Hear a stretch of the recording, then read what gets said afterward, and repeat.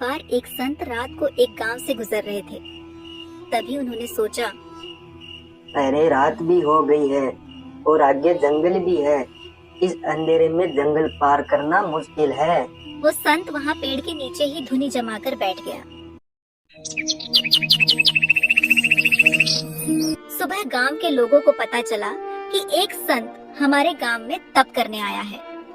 लोग संत के नजदीक बैठकर उनसे उपदेश लेने लगे। उसी गांव में एक पकिया नाम का चोर भी रहता था, जो बहुत ही शातिर चोर था। वो इतनी सफाई से चोरी करता था कि लोग देखते रह जाते थे। पकिया उनकी आंखों से ओझल हो जाता था।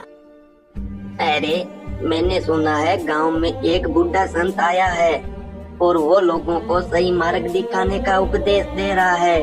चलो मैं भी उस संत के पास जाकर कुछ ज्ञान प्राप्त कर लेता हूँ ताकि आगे मेरे भविष्य में काम आए। पकिया सीधा उस संत के पास चला गया। महाराज, आपके चरणों में मेरा नतमस्तक है। खुश रहो बच्चे, लेकिन तुम कौन हो? इतने दिन तो मैंने तुम्हें गांव में नहीं देखा। महात्मा जी, मैं चोर हूँ और गांव में छोटी छोटी चोरियां करके अपना पेट भरता हूँ। अरे बच्चा, तू ये काम छोड़ दे और कोई अच्छाई का काम कर ताकि लोग तुझे देखकर डरे नहीं बल्कि तेरी इज्जत करे। नहीं महात्मा, मैं ये चोरी वाला काम नहीं छोड़ सकता हूँ। मेरे पिताजी भी यही काम करते थे और मैं भी सिर्फ चोरी करना ही जानता हूँ। और मैं पढ़ा लिखा भी नहीं हूँ और न ही मेरे पास पैसे है। मैं कोई दूसरा व्यापार भी नहीं कर सकता हूँ। अच्छा बच्चे, तू ये धंधा बेशक कर, पर तुझे मेरी एक बात माननी होगी। हाँ महात्मा जी, आपका आदेश मेरी सर आंखों पर है। आज से तुम कितनी भी चोरियां करना, लेकिन झूठ मत बोलना।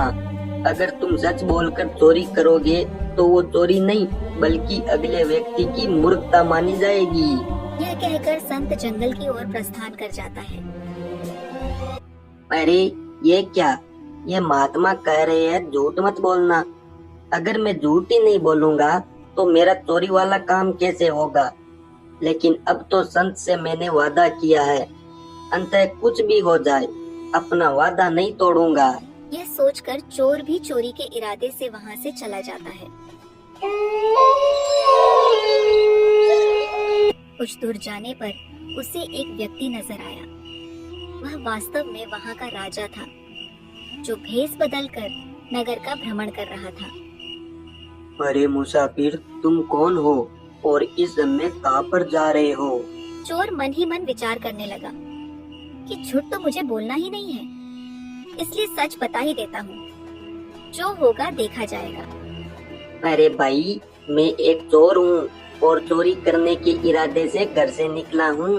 राजा चकित हुआ कि यह कैसा चोर है जो स्वयं ही बता रहा है कि मैं चोर हूँ। अरे मुसाफिर, मैं ही मिला आपको मजाक करने के लिए।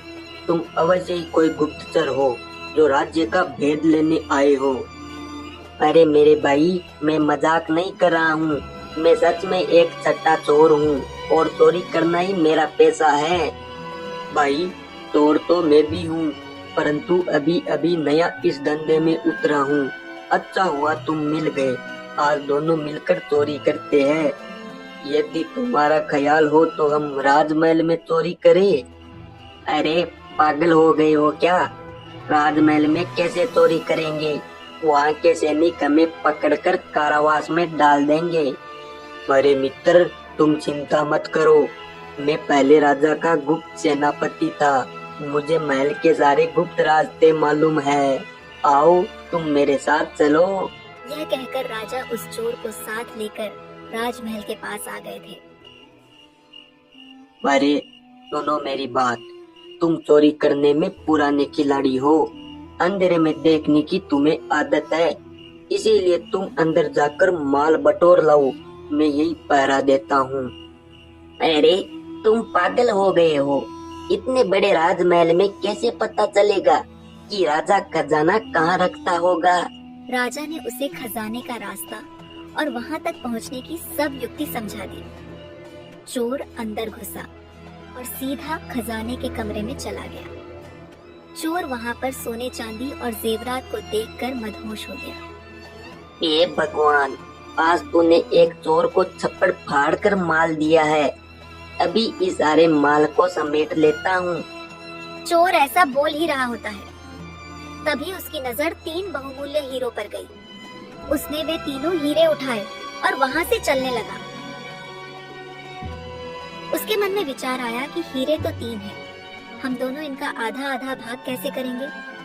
मैं झूठ बोलकर एक हीरा छिपा लेता हूँ, लेकिन मैं झूठ बोलूंगा नहीं, क्योंकि मैंने संत को वचन दिया था। यह सोचकर उसने एक हीरा वापस वहाँ पर ही रख दिया और 2 हीरे लेकर राजमहल से बाहर आ गया। अरे चोर भाई, मैं 2 हीरे लाया हूँ, एक तुम्हारा एक मेरा। चोर ने राजा को एक हीरा थमा दिया और वहाँ से चलता बना। उसके जाने के बाद राजा ने सोचा कि हीरे तो 3 थे, फिर उसने यह क्यों कहा कि मैं 2 हीरे लाया हूँ, चलकर देखना चाहिए। यह सोचकर राजा वहाँ से चला गया।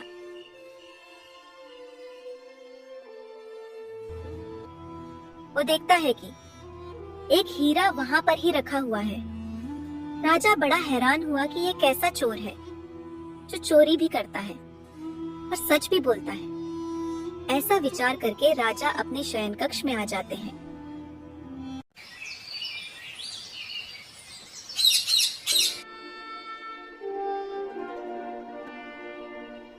सुबह हुई और थोड़ी देर में हल्ला मच गया कि राजमहल के खजाने में चोरी हो गई है। राजा ने मंत्री हरिसेन को अपने पास बुलाया। मंत्री जी, खजाने का दरवाजा खुला मिला है, आप जल्द से जल्द चोर का पता लगाएं। मुझे नहीं पता, 24 घंटों में वो चोर मेरे सामने मौजूद होना चाहिए। मंत्री राजा की आज्ञा पाते ही उस खजाने के कमरे में आ गया था। मंत्री देखता है कि एक हीरा अपनी जगह पर जैसे का तैसा पड़ा हुआ है। अब मंत्री को पता था यहाँ पर 3 हीरे थे। मुझे लगता है वो चोर जल्दबाजी में एक हीरा ले जाना भूल ही गया। अब क्यों ना ये हीरा मैं रख लूं। चोरी तो हुई है, चोर जब पकड़ा जाएगा तो वह लाख कहता रहेगा कि मैंने 2 हीरे चुराए हैं, उसकी कौन मानेगा।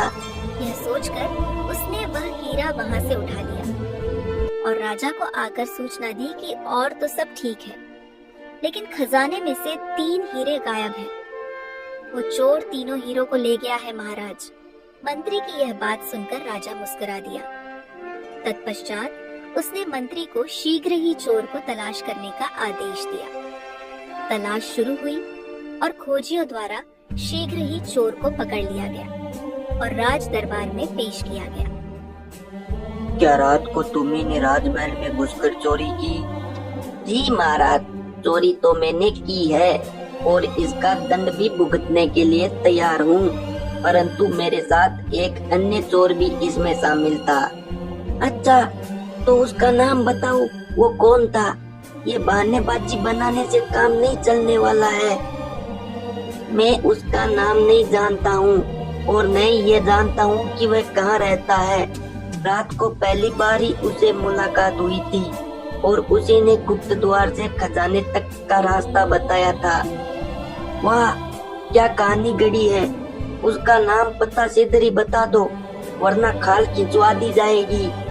आप जो चाहे सलूक मेरे साथ करे, परंतु मैं सच कहता हूँ कि मुझे उसका नाम पता नहीं मालूम है।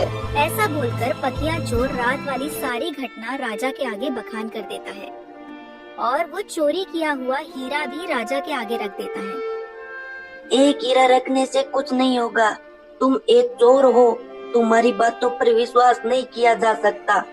तुम कहते हो कि तुमने 2 हीरे चुराए थे और उनमें से एक अपने साथी को दिया था, परंतु चोरी तो तीनों हीरों की हुई है, फिर तीसरा हीरा कहाँ गया? चोर के कुछ कहने से पहले ही राजा बोल पड़ा। मंत्री जी, ये चोर ठीक कह रहा है, हीरे 2 ही चोरी हुए थे और इसने उनमें से एक हीरा अपने साथी को दे दिया था और एक हीरा स्वयं रख लिया था। और इसका सबूत है कि रात को इसका साथी मैं ही था। मैं रात को भेष बदलकर जब नगर में घूम रहा था, तब इससे मेरी मुलाकात हुई थी और जो हीरा इसने मुझे दिया था वह यह रहा। दरबार में सन्नाटा छा गया। थोड़ी देर राजा मौन रहकर बोले, मंत्री जी, वह हीरा आप अपनी जेब से निकालिए। ये सुनते ही मंत्री बेचारा काफी डर गया। तलाशी के बाद वो तीसरा हीरा मंत्री की जेब में पाया गया। चोरी के आरोप में मंत्री को सेनापतियों ने कारावास में डाल दिया।